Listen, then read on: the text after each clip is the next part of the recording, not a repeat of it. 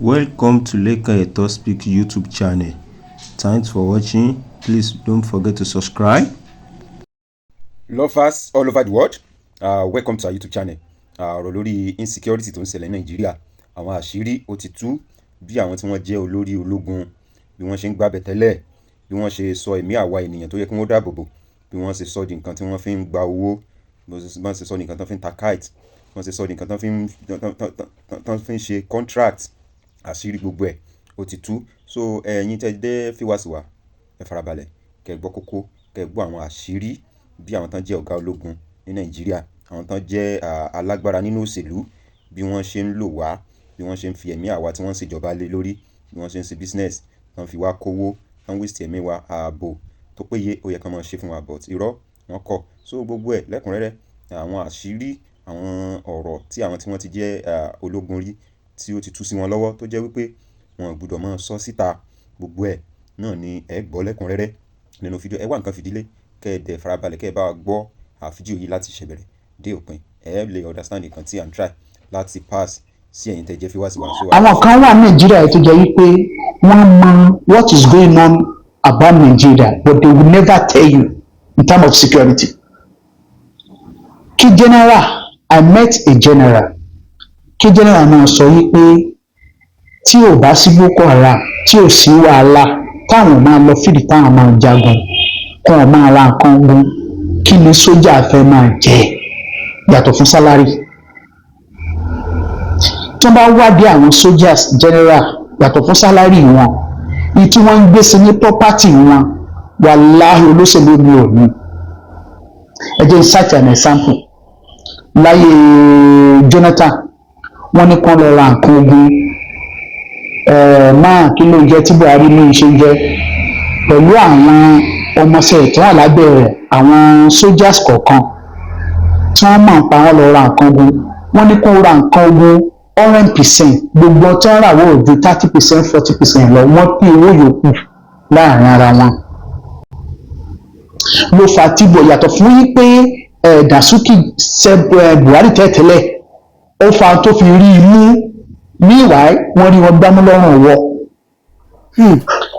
Àwọn ọmọ wa tó ń dà sí ojú ogun tí wọ́n lè jà láwọn kùtù kọ̀ọ̀kan, it happened to me, my blood brother. Wọ́n dà wọ́n ní Maiduguri, wọ́n ní kí wọ́n lọ jà. Àwọn ará àwọn sójà tí wọ́n jọ̀gá náà ni wọ́n tú àṣírí fáwọn Boko Haram tó fi lọ lé ambush tó fi pa wọ́n. Bẹ́ẹ̀ ni. Because of wípé wọ́n ní tí wọ́n ń gbà bẹ́ẹ̀. Ẹ jẹ́ ká sòótọ́ ọ̀rọ̀ fúnra wa, prof ẹ jẹ́ sòótọ́ ọ̀rọ̀ fún yín. Áfíríkà bí skin wá sí rí bẹ́ẹ̀ náà ni heart wá sí rí. Ẹ kò ní dàrú fún yín. You can't compare Africa with ìlú òyìnbó, wọ́n lè ní titi wọn náà. Sherry, we are so greedy in this country to the extent pé ọ̀rẹ́ ọdún mẹ́wàá, ogún ọdún, 40 years, we can betray him or her because of money. Lẹ́ẹ̀rin 40 minutes. That's the reality. Babangida sọ̀rọ̀ kan, ó lè wà lára àwọn aláburú, bọ̀ ó sọ̀rọ̀ kan níjọ́ lọ́dún kan láyé Jonathan. Ó ní security experience táwọn ní ibi security ni pé ó ní tí informant bá ń bẹ láàrin àwọn tí wọ́n ń bá àwọn enemy jà láwọn bí àwọn bandits and some other things. Ó ní tí informant bá ń bẹ lára wa tí bá ń tú àṣírí fáwọn Boko Haram, ó ní láyéláyé ẹ̀ lérí wọn kọ́ńkà. Àyàfi kẹ́ ní informant láàrin tí wọ́n náà ti ń fún yín ní information. Gbogbo àwọn bandits à ń jiyàn gbé informant ni wọ́n fi operate. Ní ìsí local government ó ṣẹlẹ̀ sí ọ̀rẹ́ mi. Vulcanizer ó wà wájú ìyàwó pásítọ̀ tó ti ń ṣe kíni, tó ti ń ṣiṣẹ́ tí wọ́n gbà láyé pé kọ́kàn dó. Òun ló dẹ̀ ń fáwọn tí wọ́n bandit ní information tí wọ́n ń jiyàn gbé pé wọ́n lọ church o, wọ́n ò darí gbà báyìí, church báyìí ní church wọn, church báyìí wọ́n ń lò, ìyàwó rẹ̀ ń tí ń tàní títí tí wọ́n fi wá jí ọkọ àti ìyàwó gbé tó ń bọ̀ láti church. Nǹkan tí mo sọ Vulcanizer. Ẹnìkan ní èmi máa ń sọ̀pọ́ọ̀tì kínní. Vulcanizer alájà o. Ìgbà tí wọ́n ṣe investigation wọ́n wá get me pé Vulcanizer ló wà lára àwọn bandits tí wọ́n jiyàn gbé ní ìsí lókè ní òkè ẹ̀rọ́kọ̀, òkè onígbín. Ẹ jẹ́ aṣọ reality fúnra wa.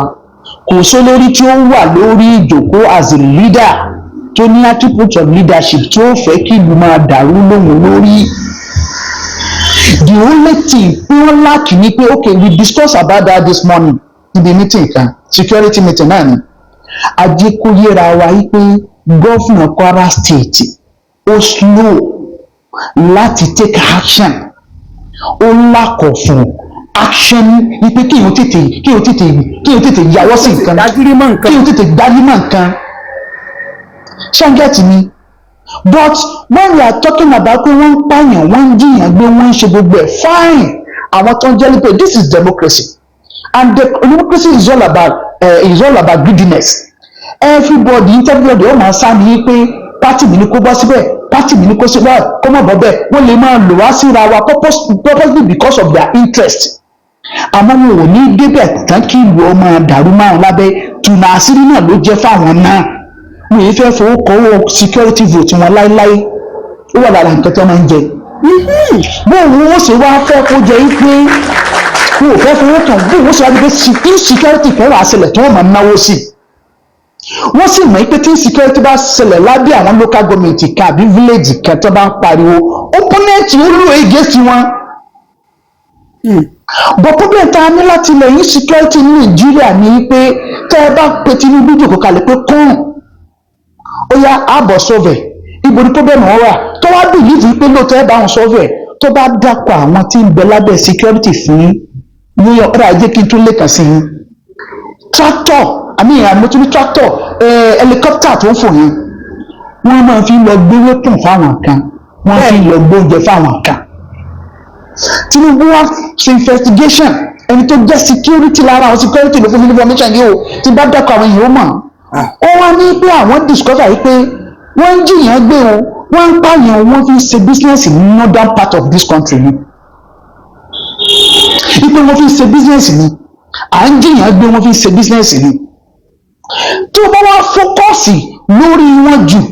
tó bí Buhari ṣe ṣe tó jẹ́ pé gbogbo wa owó security ló rán sí tó fókọ́sì lórí wọn jù I'm telling you prof tẹ bá ṣerú nǹkan báyìí ẹ ní rí nǹkan kan ní ìṣèmọ́ ní Nàìjíríà a lot of things bẹ̀rẹ̀ yàtọ̀ fún yẹn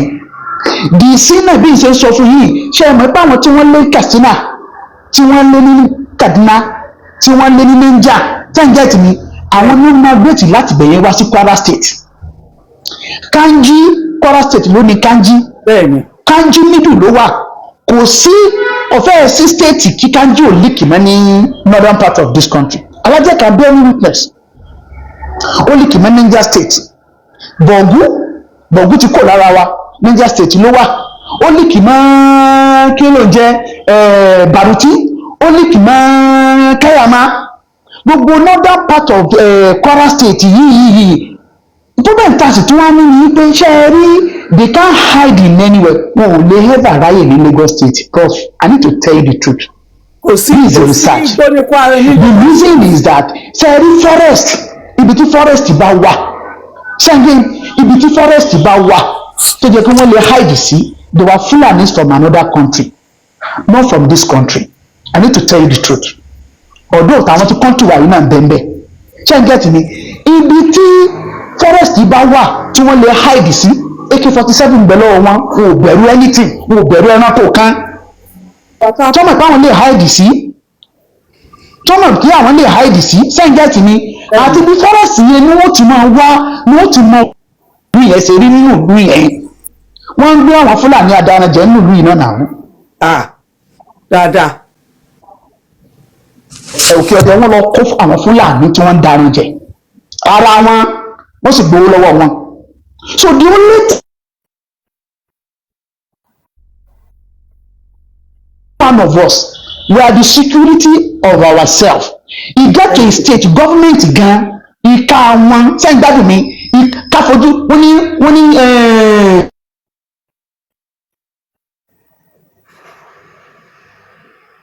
tí wọ́n sọ tójú tìyẹ́ ni àparò fún rí ìrìn ni wọ́n máa sọ ṣẹ́gẹ́t ibi tá a bá dé yìí ibi tá a bá ọ̀rọ̀ wa dé Nàìjíríà yìí a blame to government yes àwọn náà ni blame yìí.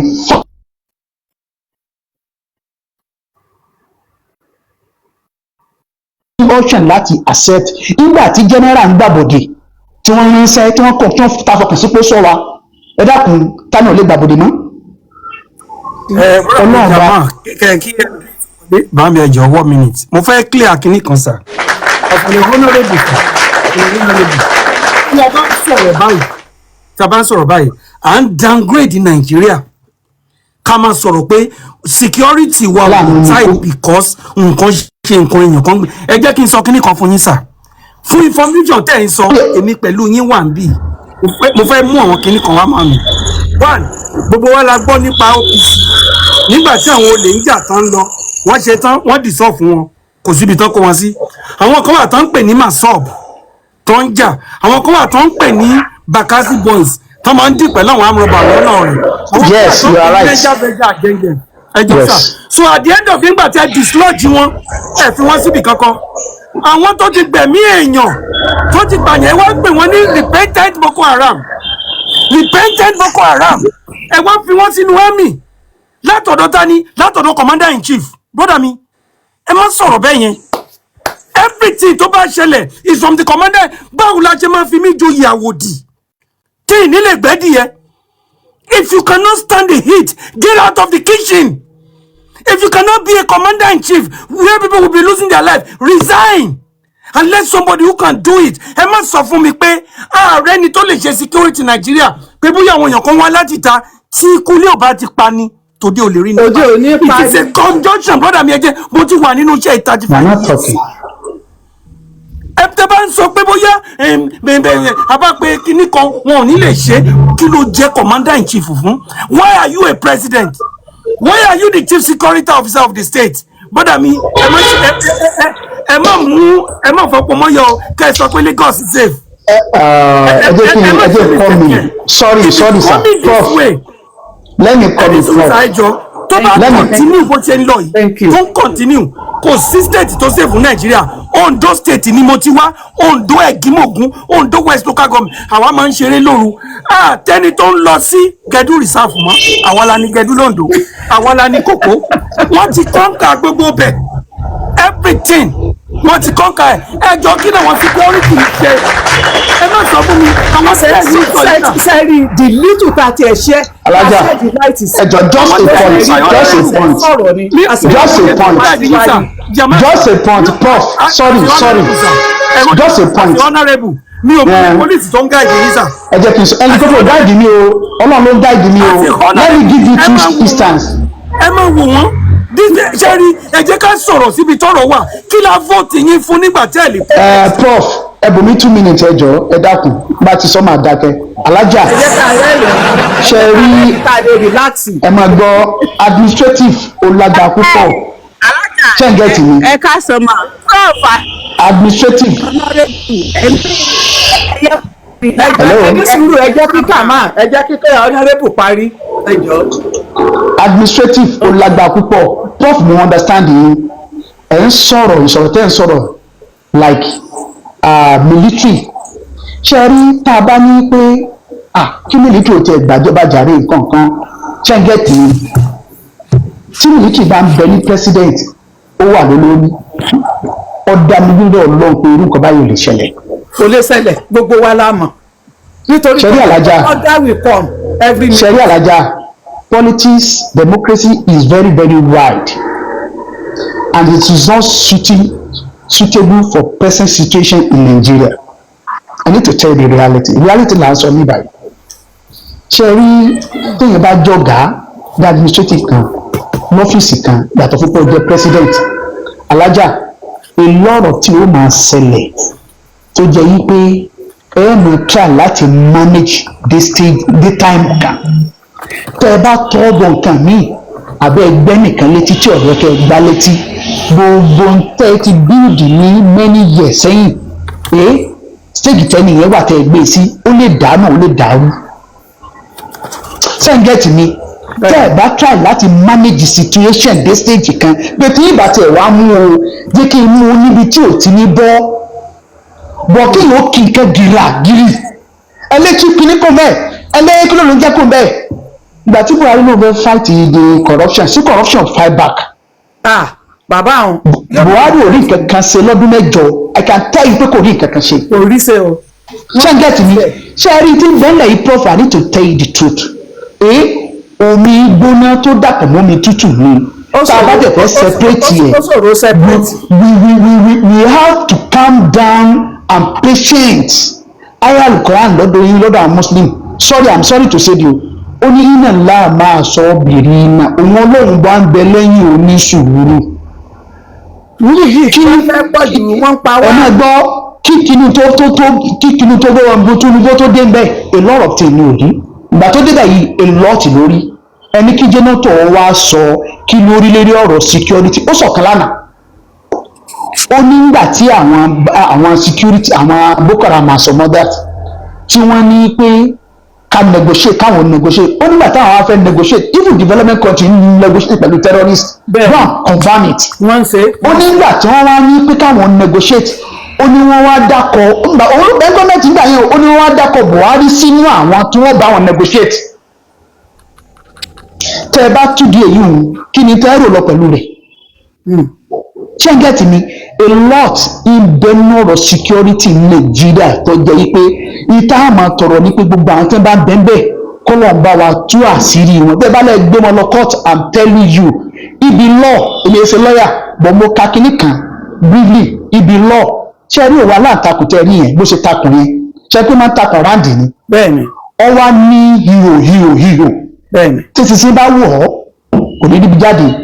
tí nǹkan míì bá wọ̀ ọ́ yóò skip to jáde ṣe rí bí wọn aláǹtakùn ṣe rí bẹ́ẹ̀ náà ló fi rí Nàìjíríà the whole world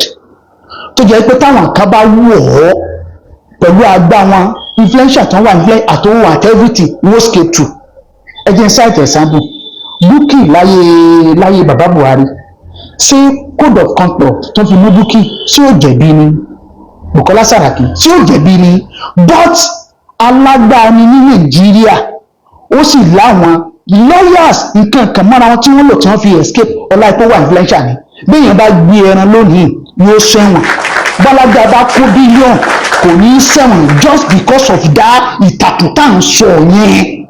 ẹ parọ́. àgbákòtà tí wọ́n á kàn ní pé tí gọ́ọ̀mẹ̀ntì kan bá ń bẹ́ẹ̀ bẹ́ẹ̀ tí security bá ń dààmú rẹ̀ tí èyí bá ṣe pátì ti tèmi inú mi ó máa dùn yí pé kéyìn wọn fi dàjọba rẹ̀ wọ́n yìí máa contribute sí i yìí máa ṣe gbogbo tó yẹ kí n ṣe ìwọ nítorí pé táwọn náà bá débẹ̀ ṣe tiwa náà ní worst báyìí. ẹ jẹ́ káwa náà lọ check ara wa ká yẹra wa wò àwa ara wa la lè gbára wa lẹ̀ máa ṣàlà ọlọ́run wa lọ́wọ́. Thank you very much. ẹ jọ̀ọ́ ṣe rí programu tòní ẹ jẹ́ kí orientation gbogbo wa ẹ jẹ́ kó yàtọ̀ ẹ rí i pé bàbá tó ẹni àkọ́kọ́ tó kọ́kọ́ sọ̀rọ̀ ìdí wọn understand nǹkan tí mò ń sọ but when he came in he started talking about àwọn ọlọ́sọ̀ọ́ kágbà ẹ̀pẹ́ jẹ́ ká máa sọ àwọn onísàmbó kágbà. we don't want that abalisi alájà ibi tí Yorùbá wù yìí ti get it wrong nìyẹn pẹ̀lú ọ̀rọ̀ òkè ọdẹ ìgbà tí ẹni kí Fúlàní Haúsá Ọlọ́run ti dá gbogbo wa náà ṣàwárí kìíní kan bẹ́ẹ̀ ń Kwara state tí ò sí ní gbogbo state yòókù tó wà ní Ìlọrin ẹnìkan ò lè sọ nínú Ìlọrin pé Fúlàní ló ní Ìlọrin rárá Yorùbá ló ní Ìlọrin Tápà ló ní Ìlọrin Haúsá ẹni tó they all come to come and settle and we have to manage as Ọlọ́run ló ṣe wá bẹ́ẹ̀ àdéhùn tó fi wá síra bí Ọlọ́run fi ọkùnrin ṣàdéhùn fóbìnrin Ọlọ́run fòbìnrin ṣàdéhùn fọkùnrin ni. kò tí ẹ wọ́n yẹn ti ẹ kílẹ̀mù rẹ̀ ní èyí tí ìgbọ́ nínú. we need to manage ourselves. ní èyí tí ìgbọ́ nínú. for bringing the issue of fact Fúlàní wá ń pa Yorùbá o wọ́n wá hà láwọn Fúlàní kó máa pa Yorùbá tribalism yóò tún dà nǹkan ní ilẹ̀ ó jẹ́ ilé ilé kan sí i tí Ìgbò bá ń bẹ́ẹ̀ bí nǹkan má bínú àwọn Ìgbò kan nítorí ọ̀rọ̀ election 27 Òbí ọ̀nà Òbí wọ́n sì lọ kọ́ pé tó ṣẹlẹ̀ nílẹ̀ pàkótẹ́ ṣẹlẹ̀ ní Nàìjíríà prof ìmọ̀ bóyá get point ni ìtò ṣẹlẹ̀ ní Nepal ẹni bá ti ẹ̀yìn ti witness ogun rí àwọn witness rẹ̀ rí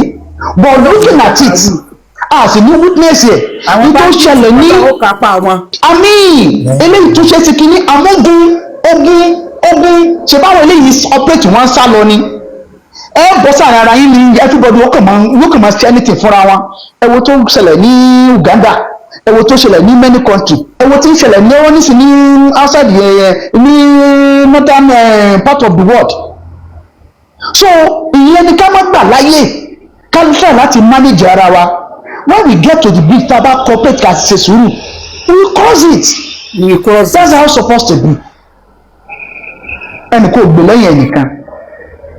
so that is it if Tinubu ṣe tí wàá parí mọ nǹkan tí mo fẹ́ tó parí nǹkan tí mo fẹ́ kẹ́ ẹ mọ̀ bá ń bẹ àwọn èèyàn kán mọ̀ bù wá mọ́ para. Lovers ọ̀rọ̀ náà nìyẹn ti gbọ́ lẹ́kùnrẹ́rẹ́ bí àwọn tí wọ́n ń jẹ́ adarí wa bí wọ́n ṣe ń wùwà nìyẹn wọ́n wùwà kò sẹ́ni tí yóò mú mi kò sẹ́ni tí yóò pè mí lẹ́jọ́ táwọn bá wá lè pè wọ́n lẹ́jọ́ ṣùgbọ́n lọ́wọ́ bá pè wọ́n lẹ́jọ́ ó kàn jẹ́ wípé kílé o tó mú síkà òsìkà ó ti bà nǹkan rere jẹ́ so àgbàládùra wípé Ọlọ́run ní fi ẹ̀mí kó wá kò ní fi ẹ̀mí wa sí wọn lọ́wọ́ ẹ̀yin tẹ́jẹ́ fi wá sí wa ẹ bá wa like ẹ comment ẹ subscribe so we love you all thanks for watching.